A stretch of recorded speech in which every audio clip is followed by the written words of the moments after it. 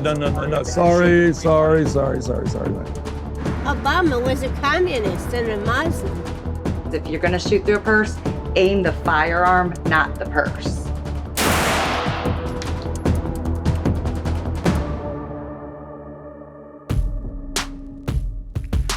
Saudi Arabia's crown prince spoke publicly for the first time since the killing of journalist Jamal Khashoggi. ونعرف أنه الكثير يحاول استغلال هذا الظرف المؤلم لإحداث شرخ بين المملكة العربية السعودية وبين تركيا. لن يحدث هذا الشرخ وسوف نثبت للعالم بأن الحكومتين متعاونة. He wrapped up the speech by joking about how last November, the Lebanese prime minister was reportedly detained and forced to resign on Saudi TV. أبغى أختم فقط بحاجة أنه دولة الرئيس سعد جالس يومين في السعودية فأرجو ما تطلع إشاعات أنه مخطوف. The European Parliament approved a complete ban on single-use plastics that have non-plastic alternatives. Up to 500,000 tons of plastic waste is estimated to end up in Europe's waters each year. The ban is expected to start in 2021. The European Commission sent back Italy's proposed 2019 budget, the first time it's ever done so. But Italy isn't backing down. It argues increasing its deficit will help pay off its national debt. But the Commission says to do that, it needs to lower its deficit. Italy has 3 weeks to deliver a new plan or face a potential multi-billion-dollar fine. Japanese journalist Junpei Yasuda was freed after being held hostage for more than 3 years by an al-Qaeda affiliate in Syria. He'd traveled there to report on a colleague who'd been kidnapped by the Islamic State and was later beheaded. 40ヶ月日本語を話していないので、なかなか言葉が浮かんでこないんです。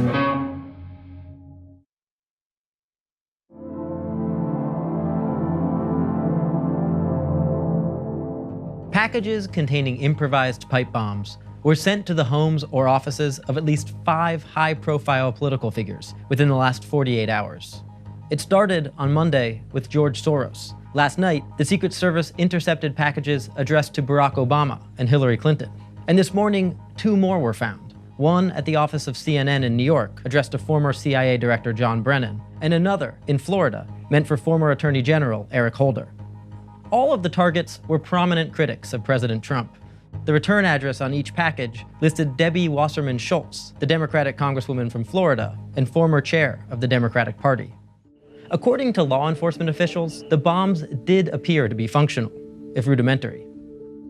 What we saw here today was an effort to terrorize. This clearly is an act of terror. The similarities among the recipients made it natural to wonder about the politics of the perpetrator. To some people, that led to conclusive leaps. An unhinged supporter of President Trump must have been following his message that liberals and the media were the enemy of the people. Others immediately leapt in the other direction, that it must have been a classic false flag, a sly move by a liberal designed to get Democrats outraged and motivated at a time when their lead in the polls might be slipping. Either one is possible. There have been false flag incidents in recent years. Think of the Israeli-American teenager who called in bomb threats to Jewish community centers. There have also been incidents, a lot of them, of right-wing violence. But political motives aren't the primary concern for the FBI, which right now is simply trying to find the perpetrator.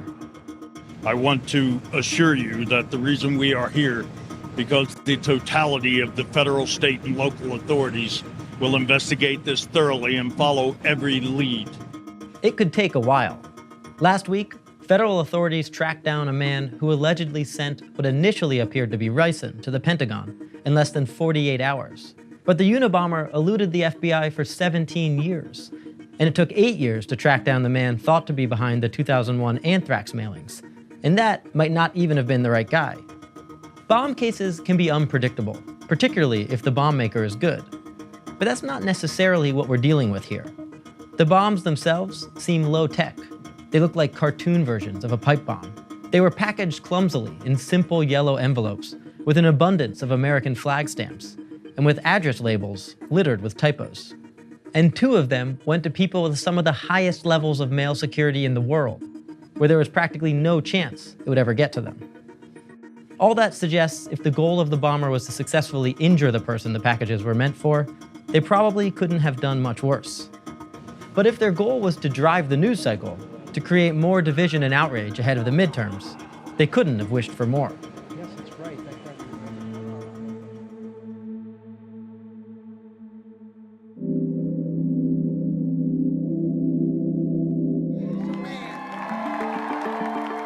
We're less than 2 weeks from the election, the 2018 election.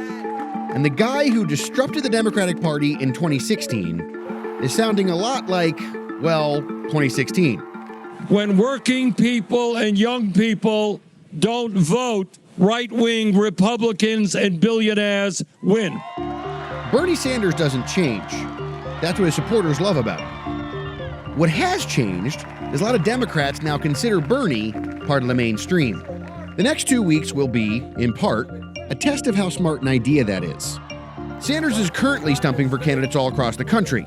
On Tuesday, the tour landed in Arizona. I'm a fourth-generation Arizonan. I'm a working-class kid who was this close to being governor of his home state, folks. That's what I'm about. Even in this pretty red state, Sanders thinks a turn towards the left can help boost Democratic turnout. We're going to guarantee health care to every man, woman, and child through a Medicare for all single-payer program. Not all Democrats here agree that Sanders is a big help. Kirsten Sinema, the party's Senate candidate, stayed away from Bernie's rallies. She's in a close race. David Garcia, the Democratic nominee for governor, is officially an underdog. He was happy for Sanders' help. What Arizonans are looking for are people who are grounded in their communities, taking tough stances for those most affected. Those voices are what's going to get people out to vote.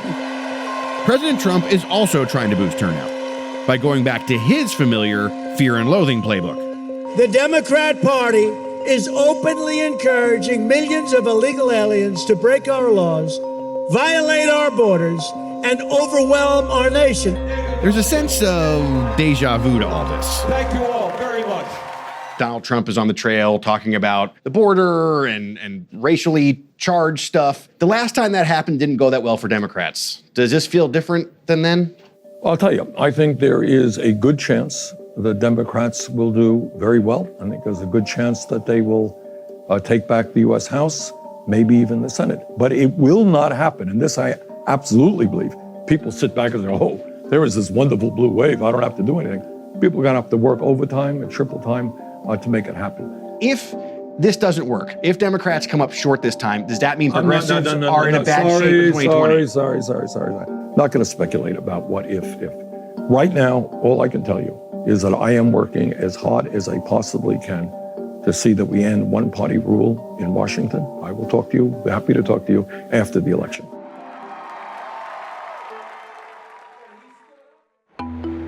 Republicans are focusing on turning out their base, too. One of the biggest draws on the stump? My friend, Donald Trump Jr., the son of the President of the United States. Donald Trump Jr. is a money magnet for Republicans campaigning across the country. Well, thank you. I appreciate that. Well, that's even better.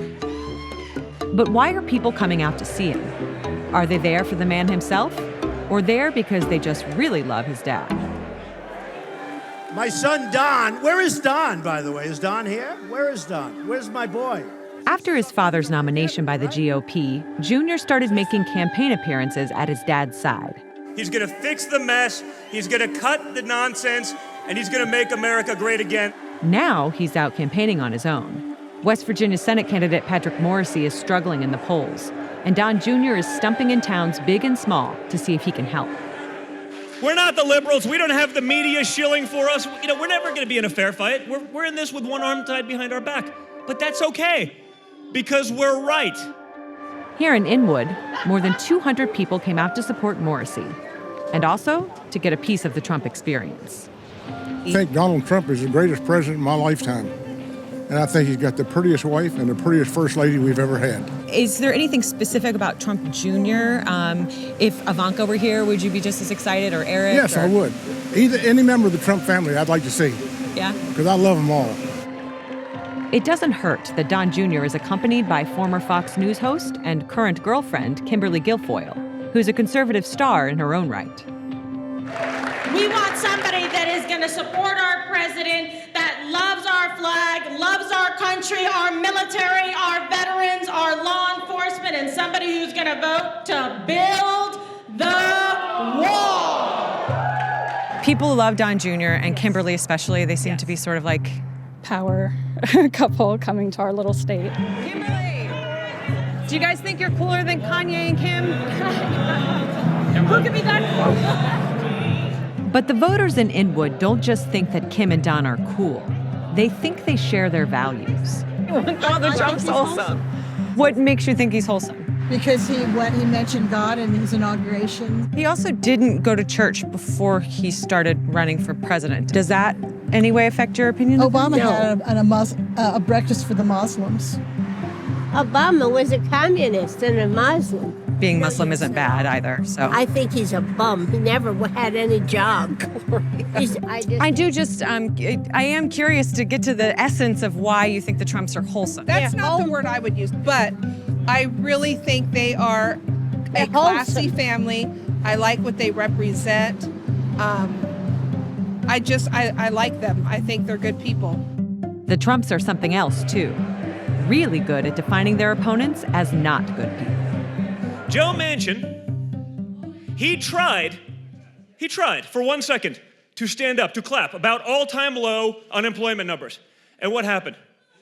Chuck Schumer looked at him and he sat down like a dog, because that's all he is. He is Schumer's lapdog. He's kind of hilarious, and I think that's an appeal that people have and can kind of relate to him maybe even a little more, just because, he is just kind of funny and just throws it out there. And Don Jr. may actually be a little better than his father when it comes to staying on a coherent message. Donald Trump's on the ticket in 2 weeks.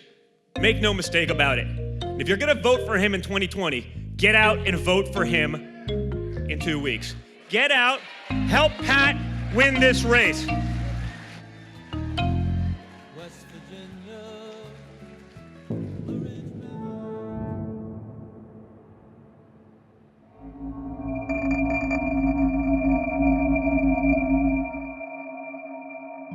It's been more than 80 years since Francisco Franco started a civil war to topple a nascent left-wing republic in Spain. As many as 500,000 people died in the fighting. But the legacy of that conflict and the military dictatorship that followed is still a bitterly divisive issue. In August, Spain's parliament voted to remove Franco's remains from the Valley of the Fallen, the mountain mausoleum that Franco built after the war, and where he's been buried since his death in 1975. The decision inflamed the debate about how to remember a dictator who ruled for more than 3 decades. There are more than 2,000 mass graves around Spain dating back to the civil war that raged between 1936 and 1939.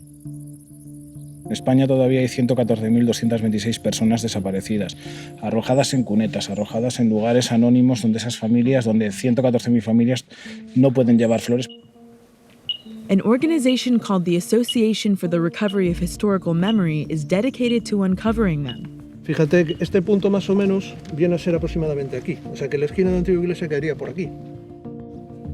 Es muy importante, primero, para dar una satisfacción a las familias que no pudieron tenerlas durante 80 años, porque creo que todo el mundo tenemos derecho a enterrar a nuestros muertos y por lo menos saber quiénes eran estos hombres y por qué fueron asesinados. The team is looking for Pepe Ogando's grandfather and great-uncle. According to old documents, a right-wing militia killed the brothers for supporting trade unions.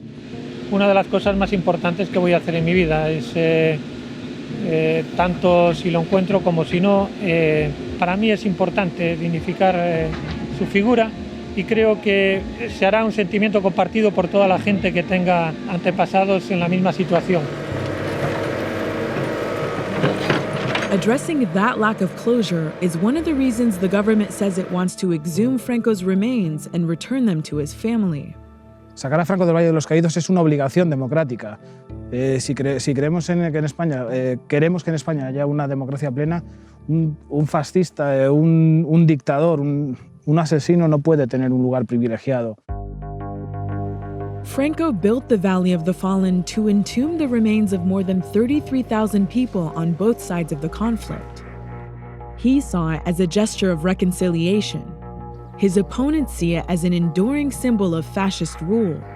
That's why the government wants to make the valley into a public cemetery and set up a truth commission to reach a consensus about the Civil War and Franco's dictatorship. But a lot of Spaniards would prefer not to reopen the debate. Estoy aquí de visita porque esto es historia española y a lo cual para mí es una barbaridad sacar a este señor y dejarlo, porque esto para mí es dejar a este señor aquí y dejarlo en paz. Juan Chicharo is the president of the National Francisco Franco Foundation, en la cual lo que piden simple y llanamente es volar la cruz, al más puro estilo talibán en Afganistán. Exhumación de Franco es un primer paso y por eso nosotros nos oponemos rotundamente a ello. Lo que sí que van a hacer, y esto es cierto, es herir los sentimientos de millones de españoles que tienen memoria y que todavía recuerdan lo que Franco hizo por España, ¿no? Este camino no hay reconciliación. Está levantando sentimientos que estaban dormidos, que los españoles ya habían pasado. After 8 hours of digging, some bones appeared near the foundation of the church. Aparecieron algunos huesos es una buena noticia. Lo que la imagen que idealizas es que va a aparecer todos los huesos, no como aparecen ahora, que aparecen ahí en una esquina unos huesos. Y el tema de los osos estos que aparecieron ahí, esa mandíbula, también puede haber opción de que eso, que se desmantelase todo con la construcción de la nueva iglesia y que botasen ahí los osos, pero bueno, Esas personas que se oponen, yo les invitaría a que vinieran a una exhumación, a una prospección y que miraran cara a cara a ese familiar que tiene ese trauma transmitido de su madre. Esa deuda pendiente, ¿no? Esa herida que no se ha cerrado. Sacar a Franco del Valle de los Caídos no es algo simbólico, es algo más. Quiere decir el fin de un ciclo, un fin de ciclo que no se ha cerrado en 40 años de retomar la democracia. It turned out these bones weren't from Ogando's relatives. The excavation ended with no sign of them. No solo han matado a 2 hombres inocentes, sino que han hecho sufrir muchísimo sobre todo a sus mujeres, a mi abuela. Sí, lo habéis matado, pero queda su recuerdo.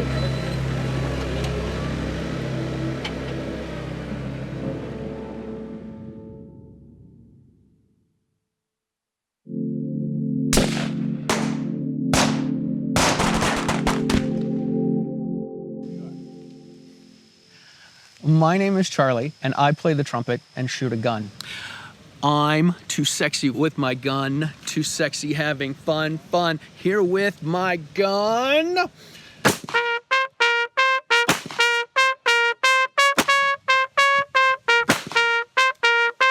I'm too sexy with my Glock. I am also the model in a concealed carry fashion show. Charlie Cook, Gun Grams. This shirt features 2 holsters, right hand or left hand draw. This garment is so comfortable, you will forget your handgun is even there. One of the things that we do in our fashion show is that we show you what you can't see. Aaron is wearing the panaka for comfortable pocket carry while wearing a beautiful embellished shirt. The question is, how do I hide my gun and how do I make sure it stays hidden? And the fashion show, the purpose of it is to really explain it's not that hard. In the early 80s, there were not many states that had concealed carry. Now, within the United States, every state has some form of concealed carry. Thus, the market for concealed carry items has really grown. Peacekeeping wear, deep pockets, and a flared hem. We have been doing fashion shows kind of across the country. This week in Chicago, we are here for the Gun Rights Policy Conference. This show is really designed and focused on the influencers. We actually have them as models. Amy Robbins is our next model, former NRA TV host and now designer. Alexa Athletica is the first active carry wear line specifically for women to be able to carry all of their essentials. So even if I am doing an exercise, everything is staying in place. I'm always prepared, and I can get to my draw very quickly. 3 different places that you could carry a firearm. In the right kidney carry position, you've got a right appendix position, but then if you're a left-handed shooter, we didn't leave you out. You actually have the option to carry that as well. Our next model is Dawn Hillier, the owner of Hiding Hilda. We actually design purses that are lightweight, machine washable, and good for everyday use. In the back, in a separate compartment, is a firearm. Very easy to draw. You should draw it whenever you can, but if you need to shoot through your purse, you can actually, it just puts a hole right through it. The important part is if you're gonna shoot through a purse, aim the firearm, not the purse. That's where a lot of the mistakes rise. They are coming out with a lot of different ways to carry. One of them, it's a bra holster, so it fits up under your bra. However, I know people have shot their eye out, somebody shot their nipple off, so not everything is a good idea. I think a lot of times we get stereotyped in with everybody who has a firearm or is pro-Second Amendment, we're the same as the mass shooters. A lot of people that I find, new shooters, the reason they start shooting is because something happened. I had a stalker. It took 6 years to get him into prison, and I had to take control of my life. Erin Paulette, our next model, Operation Blazing Sword from Daytona. Queer community, I love you because I am queer. Firearm community, I love you because I believe in the Second Amendment. I believe in the ability to protect myself. I really wish you two wouldn't fight. When you look at the conflict that is brewing in our country, this cultural divide, we are starting to dehumanize each other. That's not a human life anymore. That's an obstacle to be overcome, and that is a very toxic mindset. Miss Rhonda Izal. If these hate groups exist, if your president is a racist, like they claim, well, why wouldn't the individual want to protect themselves at some point in time if you're gonna believe everything you hear in the mainstream media about racism, period? Because at the end of the day, the bad guy, he doesn't care. How do you stop that? The media won't be there when that happens. They'll be there after the fact. And that's why I carry. A round of applause for all of our brave, brave models.